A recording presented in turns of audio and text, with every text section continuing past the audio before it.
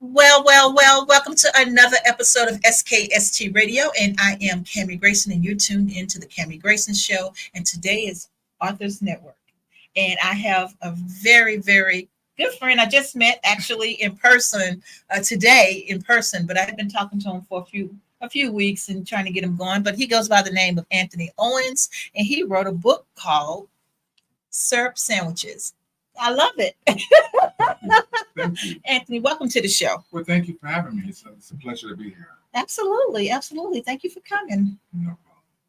So, how was your day? My day was wonderful. I was looking forward to this evening. So was I. I couldn't even sleep. I was so excited about this opportunity. So, thank you for inviting me. Absolutely. So, we want to learn about this book, and also we want to learn about this golden seal that you have across here.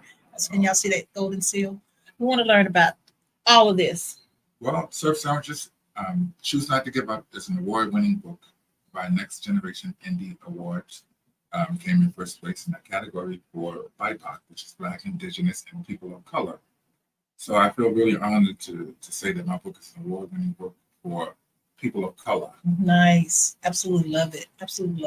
Okay, so we're going to get into roll the sleeves up and go on and get into it. I got my, I can do that. Yeah, so let's roll these sleeves up. Okay, so I had the pleasure of listening to 8 chapters of the book so far. So, yeah, so I don't want to be everything disclosed because I still want to, have my ending, but for our viewers, I want them to learn about the book. And then I also want them to learn about you. So we're going to start off with you and then how you got to this. Yes. And so the beginning, the middle, and the end. Then we're going to get some words of wisdom, if you don't mind. I don't mind. Okay. I just got to conjure them up, right? But no, thank you. I was raised by a single parent. And my mother wanted to parent 2 more kids, my brother, obviously, and then my sister. And we struggled financially. We lived in Brooklyn, New York. Mm-hmm. Even though I was born in Georgia, my brother and I were both born in Georgia, and then we moved to New York when I was 2.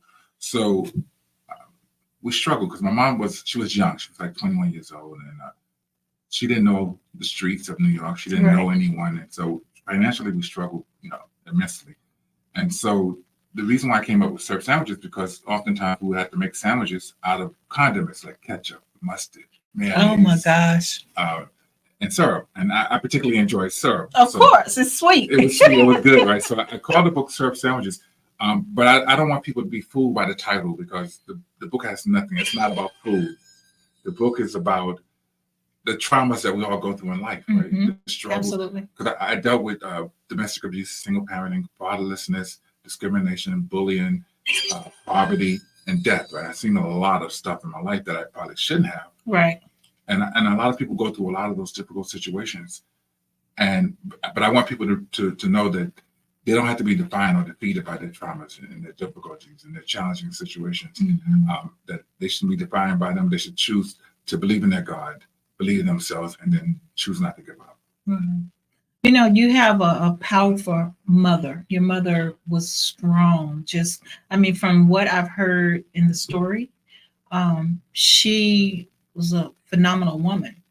And so strong. The religious background and that she was able to keep that going and instill it in you guys, and I still think about the walk to church, I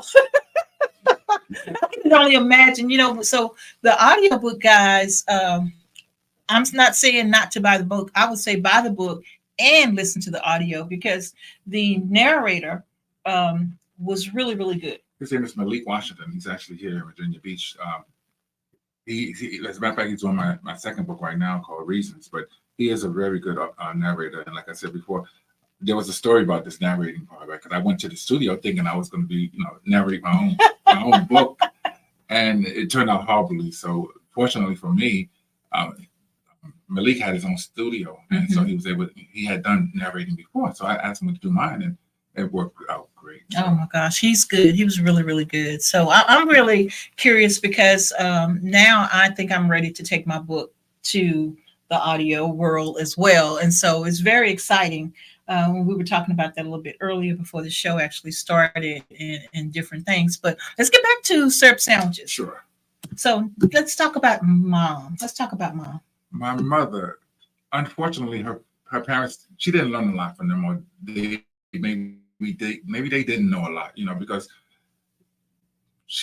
her father wasn't there for her. Even though he was around, he wasn't there. He wasn't present. He wasn't active. Mm-hmm. And so a lot of things that she could have learned that could have, trickled down to help us, didn't happen. Right. And so, like I said, she was a young mother. And so having gone through so much, and then she wound up getting into bad relationships. And so I think that's one of the reasons why this other book that I'm writing called Fatherhood Matters, when you have someone in your life that actually takes time and spend quality time and is present in your life, mm-hmm. it can make a big difference, because you need someone to help you grow, help you develop, give you that nurturing that you need. And she didn't have that. So she struggled in that regard, but she was a God-fearing lady. Mm-hmm. She believed in the Lord. Mm-hmm. And I believe that was one of the things that helped me and my family get through the things that we had gotten through. Right. Now, so she was, I want to say she was one of the usher board members, right? She was the usher, yeah. Yeah, and so she, I'm telling you this. The story just makes you feel like you are there. You are a part of what's going on, and I can easily see this story being turned into a movie. I really can. Well, that would be great. One thing I thought about as I was writing it, the things that I was going through, I realized that I couldn't have been, or my family couldn't have been the only one going through it. So I knew that once I got this book out there finally, that a lot of people would be able to relate to it on so many different levels, mm-hmm. because a lot of people have had some really checkered past, if you will, mm-hmm. some bad experiences. Mm-hmm. And so they'll be able to relate to it. And it may even take them back to when it was not so good, but then they'll be able to look at what they've been through and where they are now. Mm-hmm. Oh, it's amazing. It's amazing. So let's talk about your siblings. My brother, mm-hmm. He and I were very close growing up, as you'll see in the book. He's doing well with his life. My sister, she was the one that was a little bit more difficult. She wound up having 2 children. She never really got that structure, that guidance that she needed, because my mom was basically giving her the same treatment that her parents were giving her. So allowed her to do whatever she wants. And so her life didn't turn out as well as it probably could have. Mm-hmm. But she's still my sister. Yeah. Well, so do you think growing up as, the older brother, did you guys contribute to helping at all? Or well, we did what we could do based on what we knew, right? When you're young, there's only so much that you know, especially when you don't have any guidance or anyone giving you any really concrete knowledge. Family, except for 1 or 2 that were away in the military, mm-hmm. they were all abusive. They mm-hmm. were non-caring. They lacked empathy. They lacked support. They lacked a lot of things. And so I couldn't reach out to any of them for any advice, anything. And so a lot of times I have to make the decisions were based on what I knew and what I did. And obviously, if you don't know a lot of things, or you haven't learned a lot of things, sometimes you make a lot of mistakes, right? Right. You don't know what you don't know until you figure out you don't know it. Right. There you go. Right. So, man. So, I mean, this is it could be like a tragic story, but I feel like there was a light at the end of the tunnel, but I haven't finished the whole book yet. But I do feel like by looking at the man that's sitting right here next to me, and that's why I say I feel like it's a light at the end of the tunnel, because now you're able to share and teach and instill things that you went through, because now right? At the end you didn't, but now you know. And so how do you feel like you've contributed to helping society today with this story? Because of the things that I've gone through and how difficult they were for me, I don't want to see anyone else go through those things. And so what I do, I go to the schools, I talk to the youth, and I talk to anyone that's willing to listen.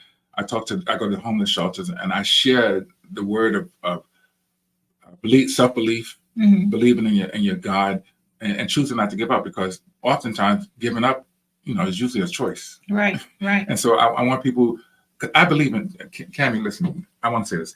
I believe in people, and I believe that we are stronger than sometimes we believe ourselves to be. Mm-hmm. And a lot of times we don't find that out until we're actually going through something really challenging and difficult. And the power of people, it amazes me. And sometimes people don't believe enough in themselves, and they quit too easily. Mm-hmm. And so when the pandemic happened and all those terrible things that people were going through, losing their loved ones, being turned upside down financially, a lot of people lost a lot of hope, right? They, mm-hmm. they gave up, did things terrible to themselves and to others. But I want them to realize that it doesn't have to be that way, right? Right. You can go through whatever you're going through because it's not going to last forever. Right. But if you quit, you'll never know what you could have accomplished. Right. And I'm gonna have to agree with you on that because, like I was saying earlier, SKST just celebrated 31 years, Wow. and that's not steady. That's Cammie going through life, Cammie with children, Cammie with husband, but I kept being consistent with SKST, SKST, SKST. Even when I took a break, I was still there because we were radio before, just Blog Talk Radio. And so that's where the radio aspect of SKST radio came from. And now we're radio and podcast. Now we're going into TV. So, it's been a struggle, a constant struggle. And like you said, if that wasn't on my heart, and I felt like that's something that my God wanted me to continue to do, because as you know, we try to help. Our goal is to help get the word out for people like yourself, who's actually writing and doing things to help the community. We don't charge. We do charge our hosts, to come and do their own show in the studio. But as far as our whole well-being, I don't think we have a host that's on our roster that actually charge for someone to come in and they help. I don't think we have anyone that does that. Everyone is like-minded. Everyone is spiritual based. Everyone is not in it for themselves, but to help one another. That's what our network is about. And I'm glad, that you're doing what you're doing because it's making an impact in people's lives, because sometimes people just don't have the resources to do those things and pay for them. And this book is bigger than I am. Oh, yeah, absolutely. It's so much bigger than I am, because I believe right now, from what I've read and the people that I've spoken to, everyone that had read this book really enjoyed it because they find themselves in it and they can relate to it. And even if it doesn't matter what color you are, it doesn't matter where you were born. Right. I just so happen to be in Brooklyn. You could have been in Oklahoma, Texas, right. Kentucky. Right. Poverty is real. Domestic abuse is real. Right. A number of the things I've gone through happens all the time. And so I want people to be able to realize that they can come out of it if they don't quit. Right. Absolutely. Well, we're going to stop right here and take a quick break, and we'll be back after these messages.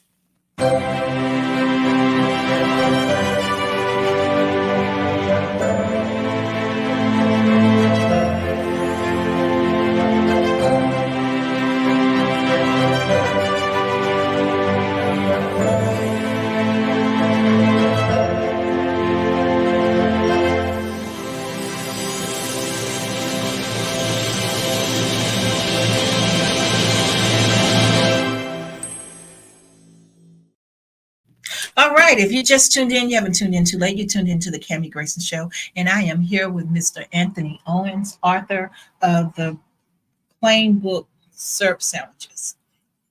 Okay, so award-winning plain book Syrup Sandwiches. Thank you. So DJ T Nice, can we show the world this book?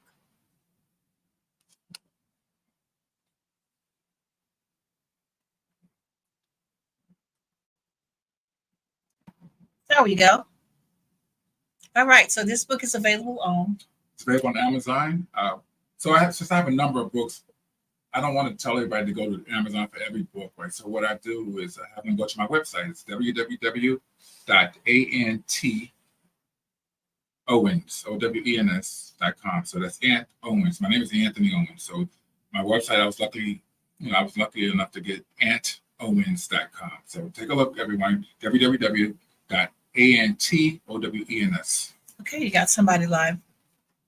Hello, Rob. How you doing? All right. So now let's go back to, when did you start understanding what was going on in your life? When did you start understanding what mom was actually going through? At an early age, because when you're young and you're hungry, Mm-hmm. when you're young and things are not going your way and you can't afford anything, you realize what you're going through. I mean, not to say that other families around us were not going through the same things, Mm-hmm. but it impacted us because we were going through it.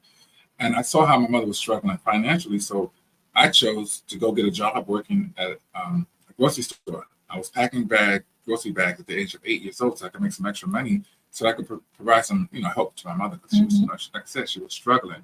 So I knew then, even at 8, that I had to step up, step my game up and do better and assist, because there was nobody else to help us. Right. So let's talk about the part where she was trying to get the church to help her. And there was it's not uncommon. It's not uncommon, because I heard a similar story, and it's at Potter's house, similar story, and it's everywhere. So enlighten people on that situation. So my mother, she was a devout Christian. She went to church. We went to church. We all went to church a lot, right? And she gave all the money, whatever little bit of money she had, she would always give it to the church. And there was times when she felt really bad because she didn't have money to give to the church. Right? I remember many times she just felt really bad.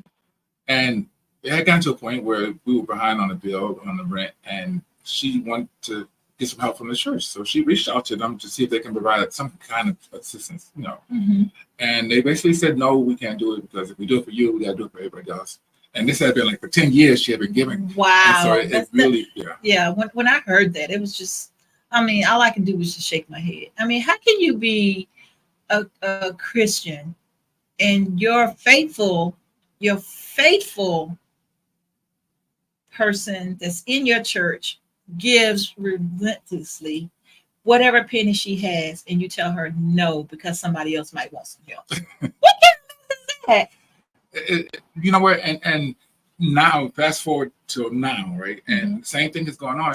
But there's so many people that are scamming, and then you got to cut it off at some point. You cannot help everyone, and I do understand that. But then when you got someone who's been going forever, not I won't say forever, but for a lot of years and constantly giving, you would like to say, you know what, we got to make exceptions for certain people because of these reasons, of those reasons. It's not like they didn't see. No, they saw. They saw. That's the big difference. I can say that you know what, every time I look around, he got a gold chain on his wrist and all this. That's not what they saw. They saw a single parent with these children trying to make it. Yeah, it was a tough time, and all that did, for me, it angered me initially, but it just made me want to be more determined to keep working and keep doing everything that I could do to help. So every situation that I went through that was difficult, it just encouraged me to do better. But you were 8, working at a grocery store, sacking, and so you weren't legally working. No, and the store wasn't paying us. It was a patronage, the customers there that were paying us. Right? So it's not like tips. Right. So we were working based off of the tips. So the store didn't mind that we worked there because there was somebody there packing the bags and doing what we had to do. But we never got paid by the store. But that's okay. I learned a valuable lesson about money, right, and the importance of money. And I felt like I was doing something good. I nominated myself the man of the house. Yeah, you did. And I'm sure your mom was just proud of you all the way around. I believe that she is. Yes, she is. Yeah, yeah, I'm sure. So let's talk about your brother. So how do you think he handled this whole situation? My brother was a lot more reserved than I was. I was outspoken a lot. Not too many things bothered him. It seemed like everything just flew right off of him. And to this day, he's like that. Things don't really bother him as much as me. Like things, my desire to do what I do, I really, I'm focused on helping people and just making things better. And when problems come up, it becomes a problem for me, and I like to fix it.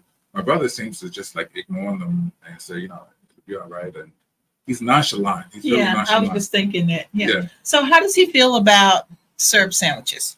You put everybody's business out there when you wrote this. So how did he feel about this? Well, he doesn't feel bad about it because it's not like I lied about it, right? Right. Maybe he was taken aback slightly. But what I did do for some of the people, I changed some of the names. Right. Okay. But it's still the same true story. Right. There was nothing really bad about people per se, that they would say, I can't stand you, I hate you, or anything like that. Right. But sometimes people have that pride, right? They do. And they don't want people to know their past. And you have those people that's so proud that, we didn't need to know that I ate syrup sandwiches for, that was my only source of food at one point. And so, some people are just not humble. They just can't get there. And I understand that. But it's my memoir. I could write as long as I'm not defaming anyone or Right. really saying something negative or not true about them, then I could write what I want to. And so I did, and they had to either like it or leave. Love it. I mean, but it's always something to think about because it's always that one person, Well, what about your sister? My sister, that's a different story. Let me just say that she has 2 grown kids. Neither one of them work or have any licenses or IDs or anything like that. So she's a brother and I used to joke a lot. We think she used to eat lead paint when she was growing up, but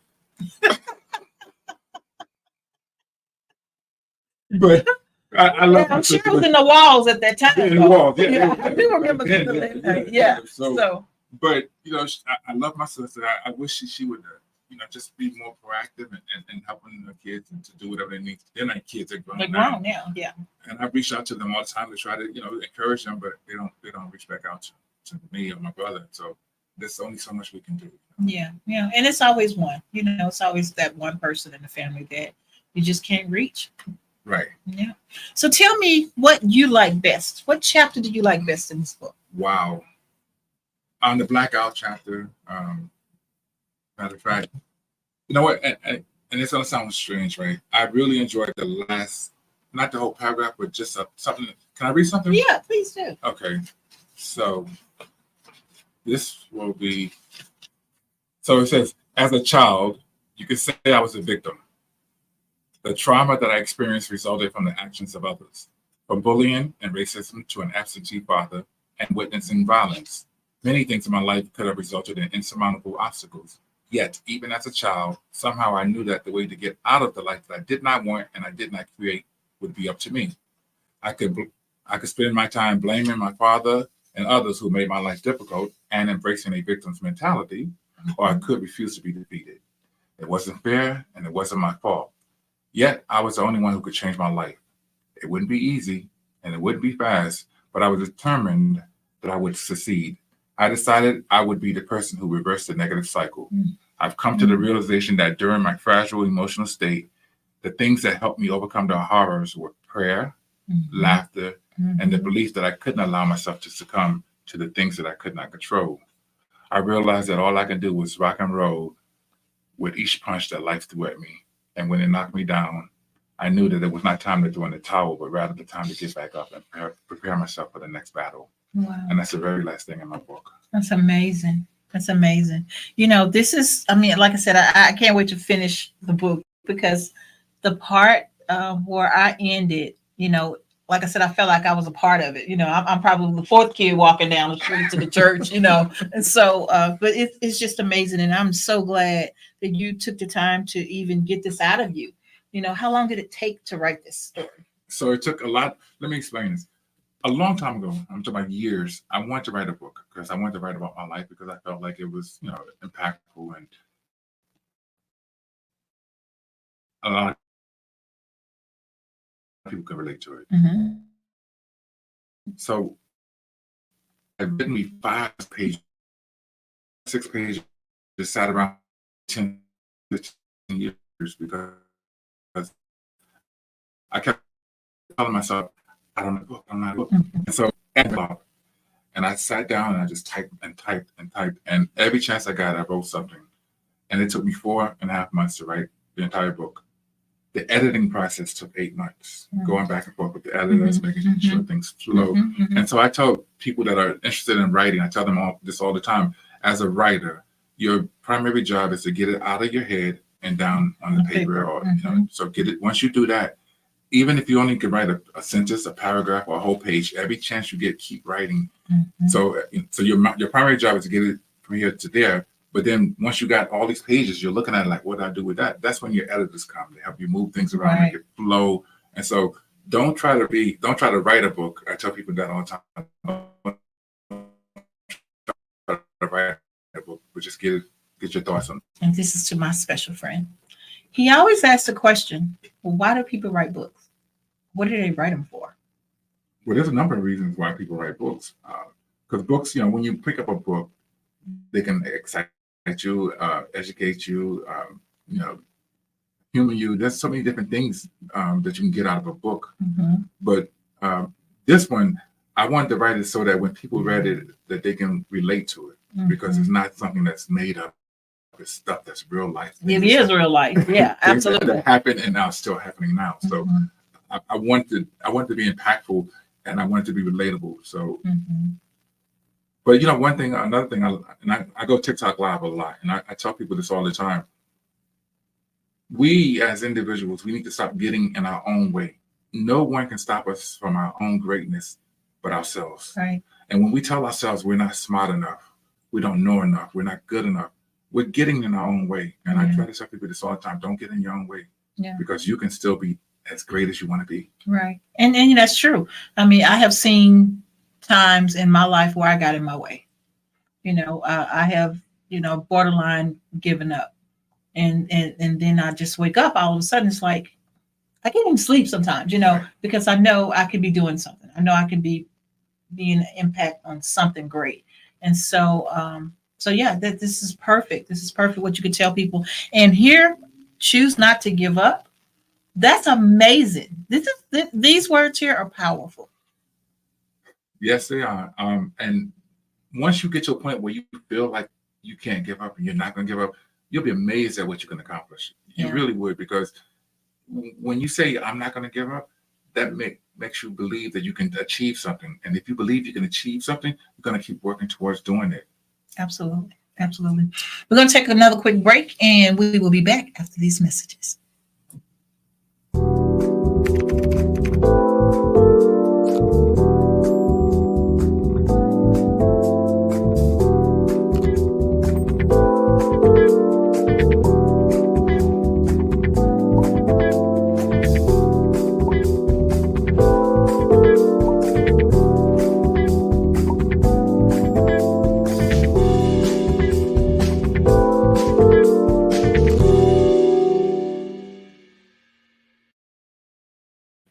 All right, if you just tuned in, you haven't tuned in too late. You're tuned in to the second half of the Cammie Grayson Show. And again, I have Mr. Anthony Owens here, the author of this book called Syrup Sandwiches.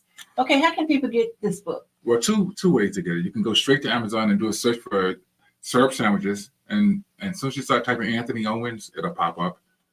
And since I've written a number of books, I like to tell people to just go to my website, www.antowens, so WENS.com, www.antowens.com.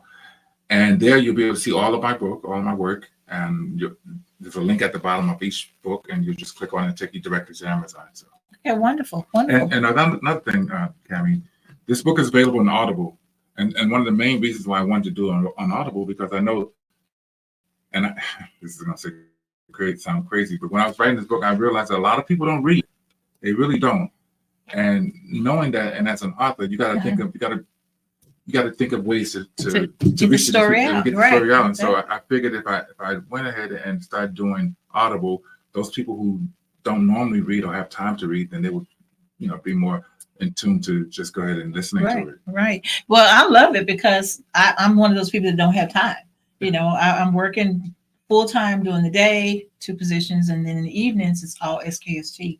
So by the time I get home, it's like lights out. It's time to start over for tomorrow. And so this is great. And like I said, the narrator is wonderful. So guys, you will be really in tune to this story once you hear it. You will feel like you are a part of the story. I know y'all seen these good movies, and you can just imagine all the things that's going on because it's so descriptive.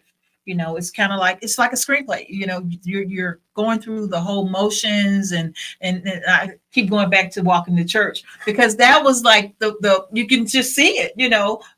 We walk ahead of mom. You could just see and imagine that trip to the church. Yeah, and I wrote this book, which is nonfiction. It's about my life, and then I wrote another book. The next book after that, I wrote a children's book called Raw Power about bullying. And since I was bullied in school, and I wrote about all those different topics that I spoke about, right? Parenting, fatherlessness, discrimination, bullying, poverty. I wanted to write something for the children, the really young children, about bullying, because they go through a lot of bullying as well. But this book right here is a really endearing book because it talks about a child who gets bullied and he wound up going to the gym, getting stronger and bigger, and instead of beating the bullies up, he decided to forgive them, and then they became his friends because they were, first of all, they were afraid of him because he was getting bigger. You're right. But he could have exacted his revenge on them, but he didn't. So it's about finding forgiveness even to those who find ways to not make your life go well. Okay. So how did you come up with the illustration for this one? I went on a site called Fibers and I asked for some help. The guy that's on here listed, he's one of the guys that I know on TikTok. He said, and he goes to the gym, and the name of the gym was, I think it's called Raw Power. And he said, "Hey man, let's do a book." And so all he did was tell me the name of the gym, and I created the story. From there, okay. Yeah, from there. So the illustration is phenomenal. Actually, Mr. Ramos did a great job with the illustration. Well, he didn't do this guy right here did the. Oh, Nafasa? Yeah, Nafasa. Yeah. Nafasa did the illustration. I'm sorry. Yeah, and he did well. He did a great job. I mean, you can see the muscle bound instructor here. Yeah. And so this is pretty cool. And so what I'm doing now with this book, I'm getting it made into a coloring book as well. So all of the pages that have color, that's going to be whited out, and it'll allow the children to color any color they want, and also read the story. Why they're going? That's amazing. Yeah, I love it. Absolutely love it. So this is, how can people get this? The same way, www.antowens.com or amazon.com, and type in Raw Power. Nice. I like it. Raw Power. And so what I want to do, so I wrote those two books. And I didn't want to be like a one-trick pony, right? I wanted to be able to say, you know what, I can do this. And so I wanted to try out fiction. And I've never thought about writing fiction before because I never thought I had the creativity to write and think outside the box like that. But apparently, I guess I could if you try, right? Yeah, absolutely. And so I came up with another book called Reasons. Now this right here is a suspense thriller love story, right? And so this is Reasons the little green. So it goes to our green screen. Let me see if I can put it in front of me a little bit. Yeah. And so this one has some SCX in it, some unalives in it. XCX in this book. Yeah, and some unalives and some twists and turns, and it has a number of different things in it. So the people that have read it thus far really enjoy it. Malik Washington, my narrator, is finishing up this one, and that should be done this weekend. So that'll be available on Audible as well. The children's book, let me say this. The children's book is in Audible as well, and it's in my voice. Oh, wow. Yeah, I did that one. Because it was short. Yeah. So it wasn't intimidating. It wasn't. I could do the children's book, right? So, well, this is amazing. So pretty soon, so being an author, when I wrote my book, the one thing that I wanted to do in life, because I love like Stephen King, Dan Coos, all these different people, right? I wanted my book on my bookshelf. So when I wrote my first book, you know what I did? What? I took one of those books and I put it on my bookshelf. I walked out the room and I came back in, thumbed through the books and picked my book up. That was the best. You should have recorded that. Well, I didn't think to record it. It was in my memory, recorded in my memory. But I mean, that was the best feeling in the world to be able to go on my own bookshelf and pick up my book. So how do you feel about having your book on your bookshelf? It's surreal. I never thought that I would do 3 books. Well, 4 books. 4 books, yeah. Well, I'm on 4th one now. I thought it was going to be one and done. But then, like I said, I felt like I was leaving out the children. And then it got to a point where I said, you know what, let me try something different. So I've done nonfiction, fiction, children's book. And so what's next? Well, this one, the next book, I guess it's nonfiction, right? Because I'm talking about the impacts that fathers have in the lives of their children. Right. And I was raised by a single mother, so I didn't have a father around. I didn't find my father until I was an adult.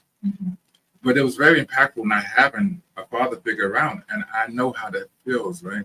And from a child's perspective, a lot of times when a child is going through not having one of their parents there, sometimes they blame themselves. Sometimes, they become sad. There's a number of things that children go through when they don't have, either of their parents.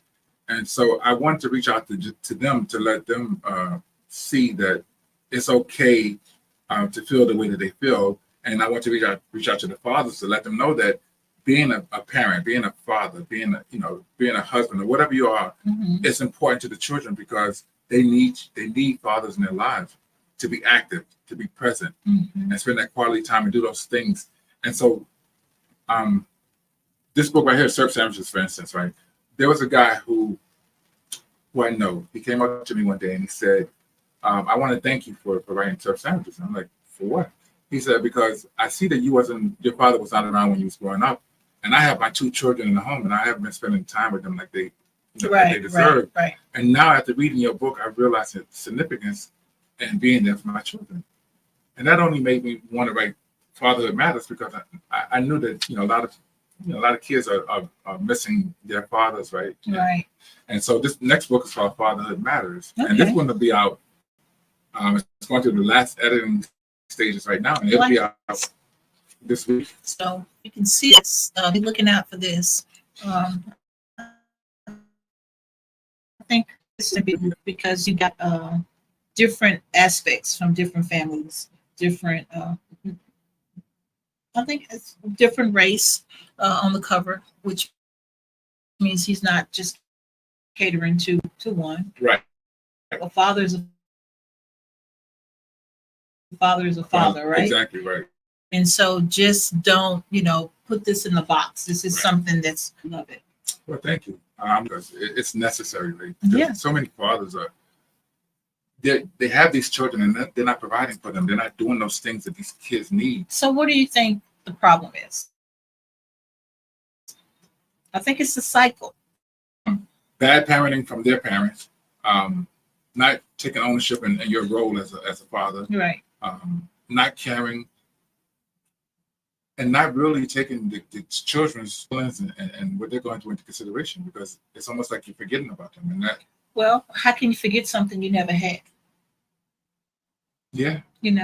That's true. My dad didn't do nothing for me, so why should I do something for them? Well, if that's the case, you have to break that cycle. Right. And so that's what I did. I have a son now, and I have 2 grandchildren, and I'm there for my son all the way.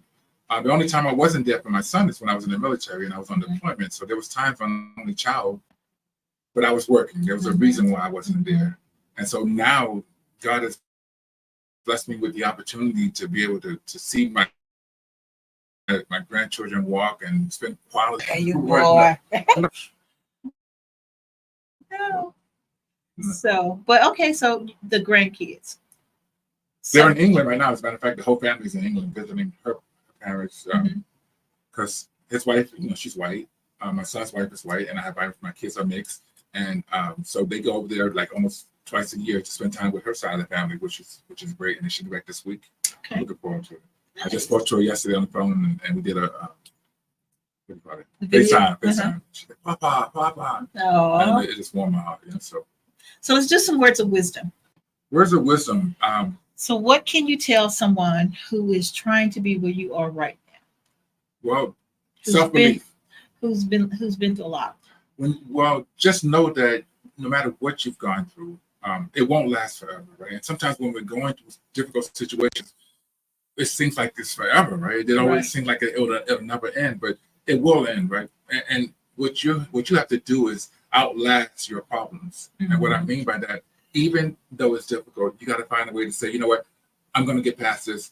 And what happens a lot of times when you go through difficult situations, it just makes you stronger and prepares you for the next situation. So all it does is builds up a level of resiliency. So don't quit.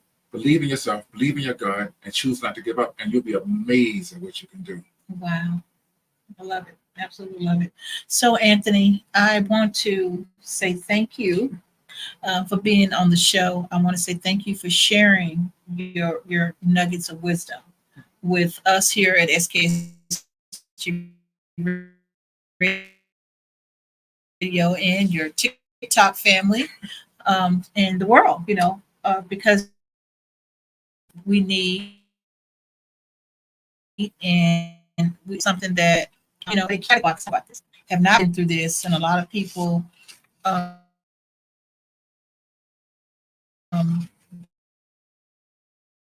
don't have. Yeah, I writing this. It was really difficult to write this because I had to relive everything that I had gone through, but it had to be done, right? There was Right. times when I would be writing and tears would come to my eyes, but I'm human, right? And Right. so it is what it is. But I'm glad that I got it out there, and I'm glad it's doing what it's doing. It's making an impact. And my goal is to get it out to a larger audience, right, on a broader, Broader spectrum, scale. right? Yeah, broader scale. absolutely. So hopefully it'll reach the people that it needs to reach and make a difference in their lives. I would say stay on the path, shop it as much as you can. And like I said, I feel like Syrup Sandwiches is a movie. I really do. I've heard that a lot. I feel like it is. And so just keep going. Don't give up. I mean, God is with you. Yes, he is. And so you're going to be just fine. Well, Tammy, I want to say thank you for having me on your show. It's been a complete pleasure. I look forward to doing this again soon. Absolutely. We need to talk about the other one. So yes. Got you. We got you covered. Okay, guys. This is going to conclude our show. I want to say hello to the TikTok people. Thank you guys for sticking with us through the interview and the pre-interview as well, I guess. And then I also want to thank the SKST family and, of course, DJ T Nice for making it happen. DJ. All right. Until next week, right here, SKST Radio, the Cammie Grayson Show. Tell them bye, Anthony. Bye, everyone.